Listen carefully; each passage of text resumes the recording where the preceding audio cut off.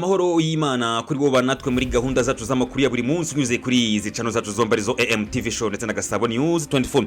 Nimba uri mushya hano nagushishikariza gukora subscribe cyangwa sabone kugira ngo ujye mu mbere bagerwaho n'amakuru n'ibiganiro tugutegurira umunsi ku bundi. Nimba kunze ibiganiro byacu bisharinge bigere kuri hashoboka byoreze inshuti zawe nawe basaye babyoreze inshuti zabo ari nako bakora subscribe kugira ngo turusheho kwaguka tugire umuryango mugari wo gukurikirana ibiganiro byacu hano kuri AMTV show ndetse na Gasabo News 24. Nimba kunze ibiganiro byacu kanda like ndetse twanasangira ijambo muri gahunda y'amakuru unyuze hasi muri section ya comment. Nyemerera twerekeze muri Kivu y'Amajyaruguru ahitwa Isake haravugwa Umukwabo Ukaze wa AFC M23 wafatiwemo abagera muri 20 bari mu bakekwaho kugira uruhare mu guhungabanya umutekano w'abaturage muri ibi bice mu mujyi wa Sake ni mu birometero 24 uvuye Igoma uherereye muri groupement ya Kamulonza territoire ya Masisi mu ntara Kivu y'Amajyaruguru. Habereye Umukwabo Ukaze ndetse n'igikorwa cyo gushakisha cyakozwe neza n'inzego z'umutekano z'ihuriro rya AFC M23 bivuga ko mu bantu bagera muri 900 basatswe abagera muri 20 basanze hari ibyo bakekwa kugira uruhare mu bikorwa byo guhungabanya umutekano muri bice bya Sake.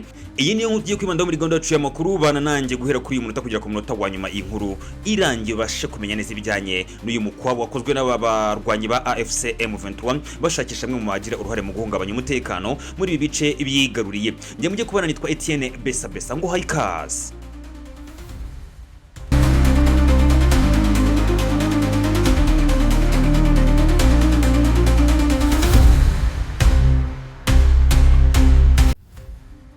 Isake umujyi wa Sake uri mu metero 24 uvuye mu mujyi wa Goma uherereye muri groupement ya Kamulonza territoire ya Masisi mu ntara Kivu y'Amajyaruguru. Habereye Umukwabo Ukaze ndetse n'igikorwa cyo gushakisha cyakozwe neza n'inzego z'umutekano z'ihuriro rya Alliance Fleuve Congo M23 twirwaneho guhera saa 11 n'igice za mu gitondo. Iki gikorwa cyakorewe ahantu hatandukanye nk'ahazwi nka Mosque Bière rimwe Bière kabiri Virunga netwa Ndorelo. Hari rero kumenya no guhagarika abakekwaho kugira uruhare mu guhungabanya umutekano bitero n'ubunyamwuga nk'uko bigaragara ku kutarwa AFC M23 twirwaneho ku kutarwa X. Abantu bagera kuri 900 bagenzuwe muri iki gikorwa. Nyuma y'ubugenzuzi bukomeye abantu bagera kuri 20 bakekwaho kuba mu dutsiko duhungabanya umutekano duterwa inkunga n'ubutegetsi bw'Kinshasa bafashwe bajyanwa Igoma kugira ngo bakorweho iperereza ryimbitse. Iki gikorwa rero kigaragaza ubushake budasubirwaho bwa AFC M23 twirwaneho mu gusukura umujyi no kubungabunga umutekano w'abaturage baho bibice bigaruriye. Bikari ari intambwe ifatika mu guturisha aka karere. Kuva Sake yafatwa muri Mutarama 2025 AFC M23 yongereye ingufu mu gushimangira umutekano muri uyu mujyi wahoze urangwamo ingabo nyinshi zitandukanye ndetse no gukwirakwiza intwaro bidasanzwe kwa guverinoma y'Kinshasa. Ngo ubuyobozi bwagenzuraga bwakwirakwije intwaro mu rubyiruko rwinshi ingaruka ziba ihungabana ry'umutekano. Uyu munsi AFC M23 iri gukora ibishoboka ngo ikuri izo ntwaro mu maboko y'abasivile. Umuhato maze kwera imbuto no guha ibyiringiro abatuye uyu mujyi wa Sake.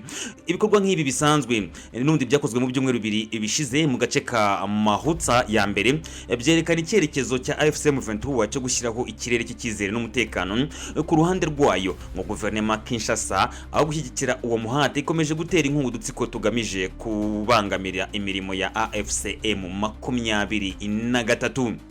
Uyu no musozo wacu w'inkuru reka tugushimire cyane uba natwe muri gahunda zacu z'amakuru ya buri munsi unyuze kuri izi channel zacu zombi arizo AMTV show ndetse na Gasabo News 24. Amakuru nk'aya nakagaruka. Shalom.